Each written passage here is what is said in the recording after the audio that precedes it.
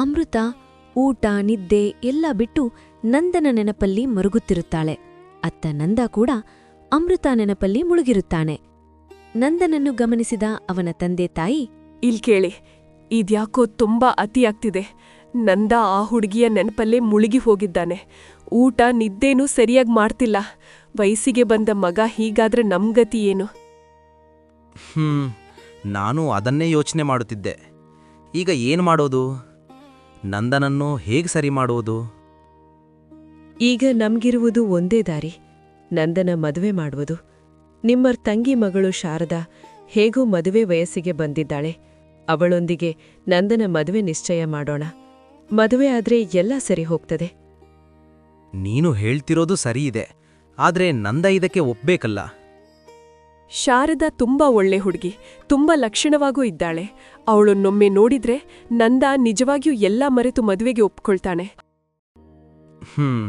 ಸರಿ, ನನ್ನ ತಂಗಿಗೆ ವಿಷಯ ತಿಳಿಸೋ ಮೊದಲು ಒಂದು ಸಲ ನಂದನ ಹತ್ತಿರ ಮದುವೆ ವಿಷಯ ಮಾತಾಡೋದು ಒಳ್ಳೆಯದು. ಹೌದು, ನೀವು ಹೇಳ್ತಿರೋದು ಸರಿಯಿದೆ ಎಂದು ಚರ್ಚಿಸಿ ನಂದನೊಂದಿಗೆ ಮದುವೆ ವಿಚಾರ ಪ್ರಸ್ತಾಪ ಮಾಡೋದಾಗಿ ತೀರ್ಮಾನಿಸ್ತಾರೆ. ಮರುದಿನ, ನಂದ, ನಿನ್ನನ್ನು ಗಮನಿಸುತ್ತಾನೇ ಇದ್ದೀವಿ. ನೀನು ಆ ಹುಡುಗಿಯ ಚಿಂತೆಯಲ್ಲಿ ಮುಳುಗಿ ಹೋಗಿದ್ದೀಯಾ. ಊಟ ನಿದ್ದೆ ಏನೂ ಸರಿಯಾಗಿ ಮಾಡುತ್ತಿಲ್ಲ.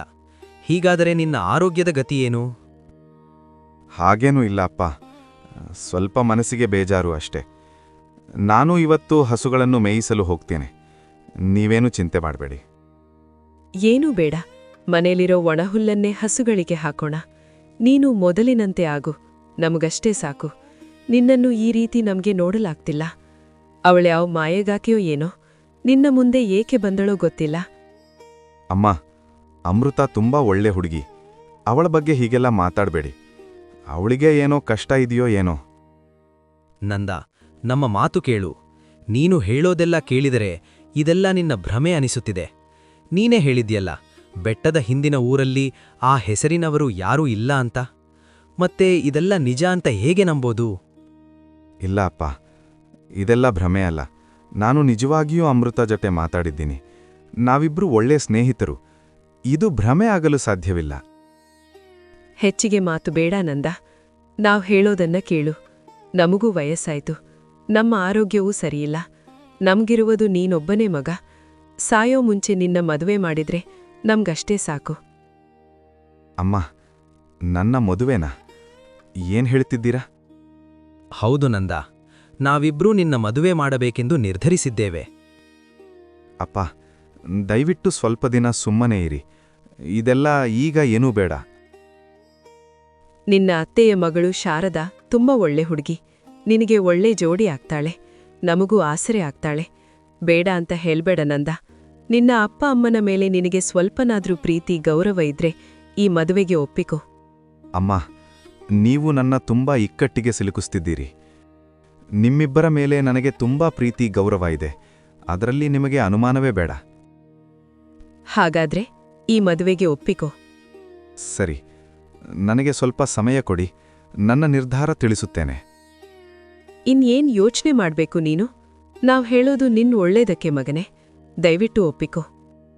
ಹೌದು ನಂದ, ಯೋಚಿಸಿದಷ್ಟು ನಿನ್ನ ಮನಸ್ಸು ಕೆಡುತ್ತದೆ ವಿನಃ ಏನೂ ಪರಿಹಾರ ಸಿಗೋದಿಲ್ಲ. ಆಗೋದೆಲ್ಲ ಒಳ್ಳೆಯದಕ್ಕೆ. ಈ ಮದುವೆಗೆ ಒಪ್ಪಿಕೋ.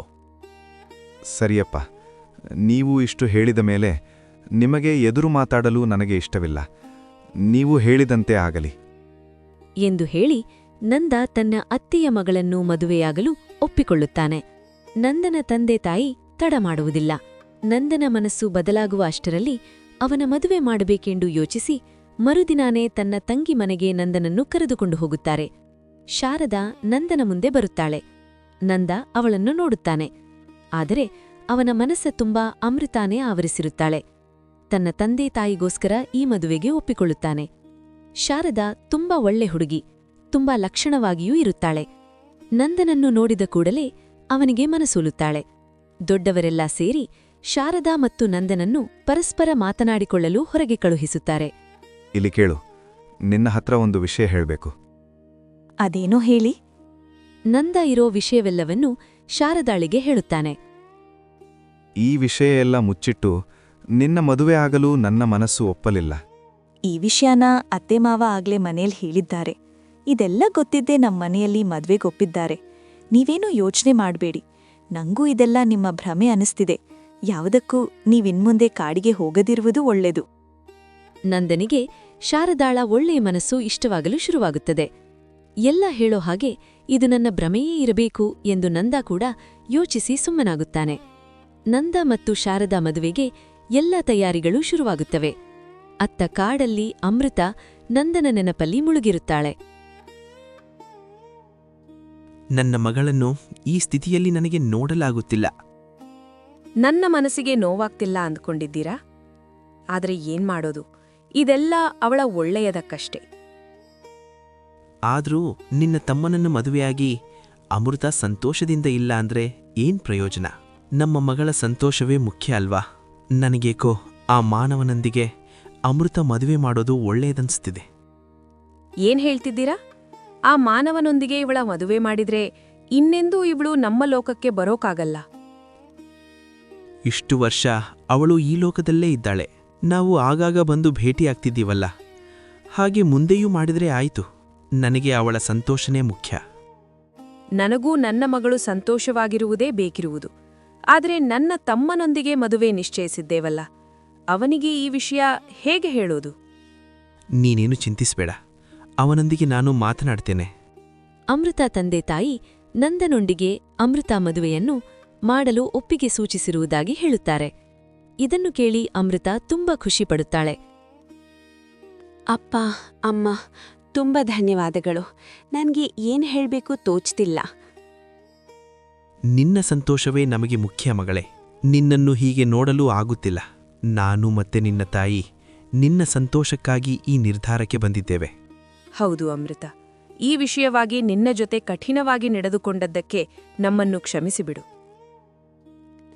ಇಲ್ಲ ಅಮ್ಮ, ನೀವು ಹಾಗೆ ಮಾತಾಡಬೇಡಿ.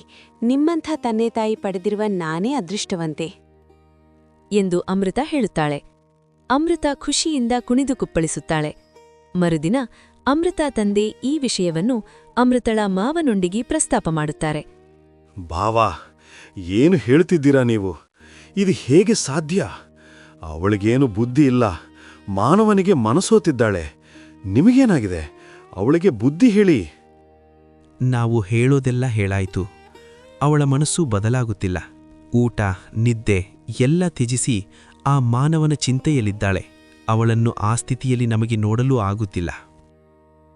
ಬಾವಾ, ಇದರ ಪರಿಣಾಮ ಏನಾಗುತ್ತದೆ ಗೊತ್ತಿದೆಯಾ? ನೀವು ಮತ್ತು ನಿಮ್ಮ ಕುಟುಂಬ ಕೂಡ ಯಕ್ಷಲೋಕದಿಂದ ಬಹಿಷ್ಕಾರಕ್ಕೆ ಒಳಗಾಗಬಹುದು. ಅದೇನಾದ್ರೂ ಪರವಾಗಿಲ್ಲ. ನಾನು ನನ್ನ ಮಗಳ ಸುಖಕ್ಕಾಗಿ ಏನಾದ್ರೂ ಮಾಡಲು ಸಿದ್ಧ.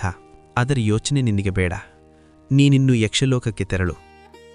ಬಾವಾ, ನೀವು ತುಂಬಾ ದೊಡ್ಡ ತಪ್ಪು ಮಾಡ್ತಿದ್ದೀರಾ. ಅಕ್ಕ, ಭಾವನಿಗೆ ಬುದ್ಧಿ ಇಲ್ಲ. ನೀನಾದ್ರೂ ಹೇಳು, ಇದೆಲ್ಲ ಒಳ್ಳೆದಲ್ಲ ಅಂತ. ಇಬ್ಬರೂ ಚರ್ಚಿಸಿ ಈ ನಿರ್ಧಾರಕ್ಕೆ ಬಂದಿದ್ದೇವೆ. ನಮ್ಮನ್ನು ಕ್ಷಮಿಸು. ನೀನಿನ್ನು ಯಕ್ಷಲೋಕಕ್ಕೆ ಹೋಗು ಎಂದು ಅಮೃತ ತಾಯಿ ಹೇಳುತ್ತಾರೆ. ಅಮೃತ ಮಾವ ಕೋಪಗೊಂಡು ಅಲ್ಲಿಂದ ಹೋಗುತ್ತಾನೆ. ಇತ್ತ ಅಮೃತ ತಂದೆ ತಾಯಿ ನಂದನೊಂದಿಗೆ ಅಮೃತ ಮದುವೆ ಮಾಡಲು ಒಪ್ಪಿಗೆ ಸೂಚಿಸಿದ್ದಾರೆ. ಅತ್ತ ಶಾರದಾಳೊಂದಿಗೆ ನಂದನ ಮದುವೆ ತಯಾರಿ ನಡೆಯುತ್ತಿದೆ. ಮುಂದೆ ಏನಾಗುತ್ತೆ? ನಂದನ ಮದುವೆ ಯಾರೊಂದಿಗಾಗುತ್ತೆ? ಅಮೃತಾಳೊಂದಿಗ ಅಥವಾ ಶಾರದಾಳೊಂದಿಗ? ಇದನ್ನು ತಿಳಿಯಲು ನೆಕ್ಸ್ಟ್ ಎಪಿಸೋಡ್ ನೋಡಿ. ನೆಕ್ಸ್ಟ್ ಎಪಿಸೋಡ್ ಮಿಸ್ ಆಗದಿರಲು ಸಬ್ಸ್ಕ್ರೈಬ್ ಮಾಡೋದನ್ನ ಮರಿಬೇಡಿ.